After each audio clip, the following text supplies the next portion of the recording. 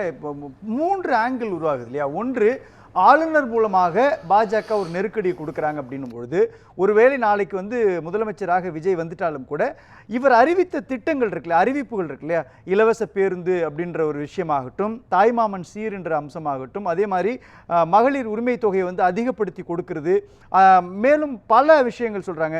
பட்டுப்புடவை கொடுக்குறேன்றதும், 1 சவரன் நகை கொடுக்குறேன் அப்படின்றதெல்லாம் இருக்கு இல்லையா?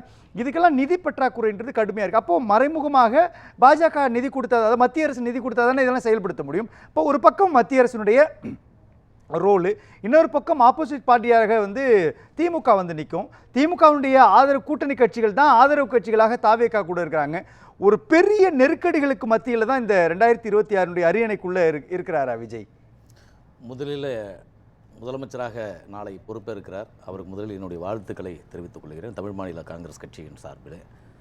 அதாவது ஆளுநர் நெருக்கடி கொடுக்கிறார் என்ற செய்தி பொதுவாக ஊடகத்தின் வாயிலாகவும் சமூக வலைதளத்தின் வாயிலாகவும் தொடர்ந்து அது பரப்பப்படுது. அரசியலமைப்பு சட்டம் ஜனநாயகத்தினுடைய முறைப்படி என்ன சொல்கிறாங்கன்னா, அறுதி பெரும்பான்மையை நீங்கள் காமிச்சிட்டா ஆளுநர் அழைக்க போகிறார். அதை மறுக்க முடியாது. 3 முறை விஜய் அவர்கள் சந்தித்த பொழுது எல்லாமே நீங்கள் 113, 112, 117 அவர்களுடன் உள்ளது தான் அவர்கள் கொடுத்துட்டு வந்திருக்கிறார்.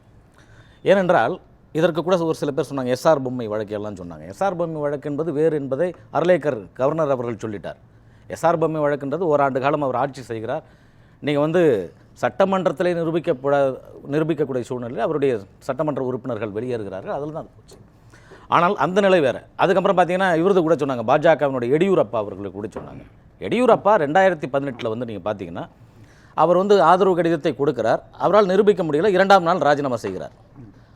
அதற்கப்புறம் குமாரசாமி அவர்கள் வருகிறார்.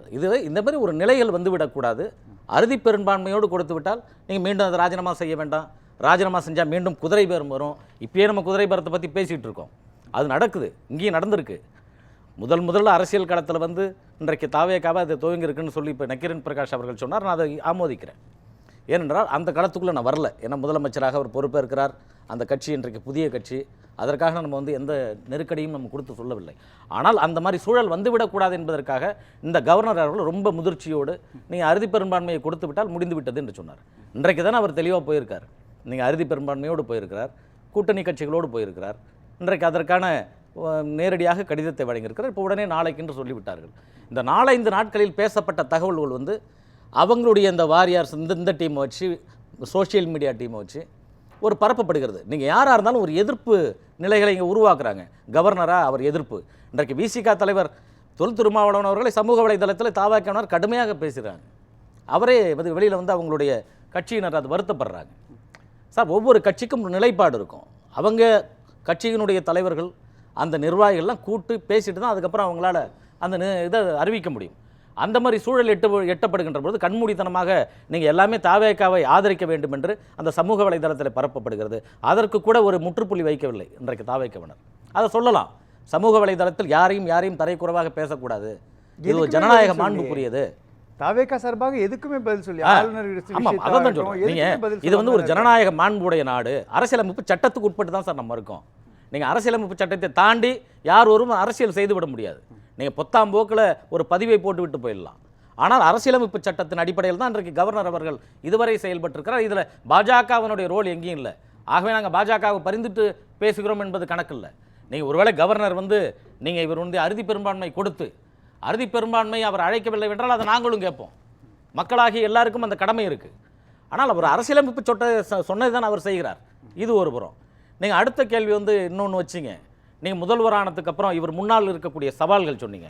நீங்கள் 2500 ரூபாய் மகளிர் உதவி தொகை தரணும், அனைத்து மகளிர்களுக்கும் பேருந்து இலவசமாக கொடுக்கணும், நீங்கள் பட்டு சேலை தாய்மாமன் சீர்லாம் சொன்னீங்க. அவர் முதலமைச்சராக பொறுப்பேற்று நிதி ஆதாரத்தை எப்படி பெருக்க வேண்டும், எந்த நிதி ஆதாரத்தின் அடிப்படையில் நலத்திட்ட உதவிகளை கொடுக்க வேண்டும் என்று வாக்குறுதி கொடுத்தது ஆளுங்கட்சியாக வர வேண்டும் என்று துடித்த தாவேகா. அவர்கள் தான் அதற்கான தீர்வை எட்டப்பட வேண்டும். நீங்கள் மசோதா மீது ஏதாவது அவர்கள் காலதாமதம் படுத்துகிறார்கள் என்றால் தான் நாம் கவர்னரையோ நீங்கள் மத்திய அரசையோ நம்ம குறை சொல்ல முடியும். இதில் நீங்கள் மத்திய அரசையோ கவர்னரையோ குறை சொல்வதற்கான வாய்ப்புகள் இந்த சூழல்கள் எதுவுமே கிடையாது. நீங்கள் கொடுத்த வாக்குறுதி, நீங்கள் வந்தோடனே நிதி ஆதாரத்தை பாருங்கள். உங்களோட ஐஏஎஸ் கலெக்டர்ஸ் எல்லாம் கூப்பிட்டு பேசுங்க. நீங்கள் உள்துறை அமைச்சர்கள் என்ன செய்வாங்க, எங்கெங்கெல்லாம் எந்தெந்த நிதி ஆதாரத்தை எப்படி பிரட்ட முடியும் என்று சொல்லிவிட்டு நீங்கள் அதற்கான செய்ய வேண்டிய செயல்பாடு உங்கள் கையில் தான் இருக்குது. இதை நிறைவேற்றாத பட்சத்தில் நீங்கள் மீண்டும் மத்திய அரசை குறை சொல்லிக்கிட்டோ அல்லது கவர்னரை குறை சொல்லிக்கிட்டோ இருந்தால் சரி வராது. மிகப்பெரிய பொறுப்பை தாவேகாவுக்கு தமிழ்நாடு கொடுத்திருக்கிறது. அதில் மாற்று கருத்தில் நாங்களும் அதை வரவேற்கிறோம்.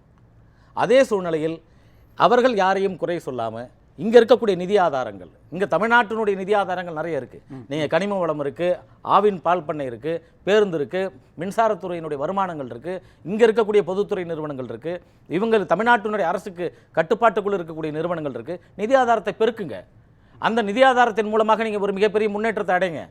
ஏனென்றால் ஏற்கனவே 10,71,000 கோடி கடன் இருக்குது. நீங்களும் மீண்டும் கடன் வாங்குவதற்கான சூழல் எட்டப்படாது என்று நினைக்கிறேன்.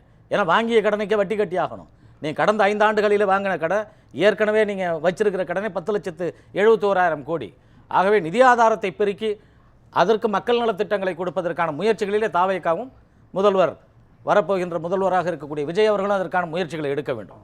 யாரையும் குறை சொல்லுவதை தவிர்த்துவிட்டு மிகப்பெரிய லட்சிய கனவோடு நீங்கள் வந்திருக்கீங்க இல்லையா, அந்த லட்சிய கனத்தை நிறைவேற்றுங்க. எல்லாருமே நீங்கள் 107 என்ன 234 மக்கள் கொடுப்பாங்க. மக்கள் அந்த எதிர்பார்ப்பு இருந்திருக்கு. அந்த சூழலை எட்டி பிடிப்பதற்கான சூழலை உருவாக்குங்கள் என்று தான் நாங்கள் சொல்லுவோம். சார் இறுதி கருத்து ரொம்ப சுருக்கமா.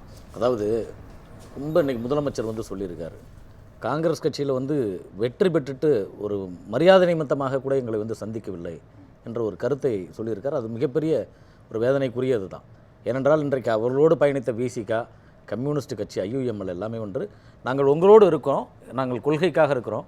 இந்த காலகட்டத்தில் ஒரு கவர்னர் ஆட்சி வந்துவிடக்கூடாது என்பதற்காக நாங்கள் வந்து தாவேகாவை ஆதரிக்கிறோம். அதே நிலைப்பாட்டில் நாங்கள் திமுகவோடு இருக்கோம் என்று பேச்சுவார்த்தை நடத்திவிட்டு வந்திருக்கிறார்கள். ஆனால் ஆராசா அவர்கள் சொன்னார், ஈரம் காயாத கையால் நெறிபட்டு மரணித்தது அரசியல் நாகரிகம் மட்டுமல்ல ஜனநாயகம் என்று சொன்னார். ஆகவே இதையெல்லாம் சொல்லக்குள்ள அது கொஞ்சம் கவலை அளிக்கக்கூடிய விஷயமாகவும் இருக்கிறது. ஒரு தேசிய கட்சி அவ்வளோ பெரிய முடிவுகளை எடுக்கலாம், யாருக்கும் உரிமை இருக்கிறது. ஆனால் நீங்கள் 4ஆம் தேதி நீங்கள் ரிசல்ட் வந்து நீங்கள் 6ஆம் தேதி போகிறீங்கன்னா குறைந்தபட்சம் ஒரு மரியாதை நிமித்தமாக அதை சொல்லிவிட்டு போயிருக்கலாம். ஏனென்றால் நீங்கள் அரசியல் ஜனநாயகத்தை விட மாண்பையும் பாதுகாக்க வேண்டும் என்ற கடமை எல்லா அரசியல் கட்சிக்கும் இருக்குது. மாண்பு, நன்றி உணர்வு, அந்த ஜனநாயகத்தில் இதெல்லாம் அடிப்படை. ஆகவே இந்த மாதிரி ஒரு நல்லதொரு சூழல் எட்டப்பட வேண்டும் அரசியல் களத்தில். நன்றி சார்.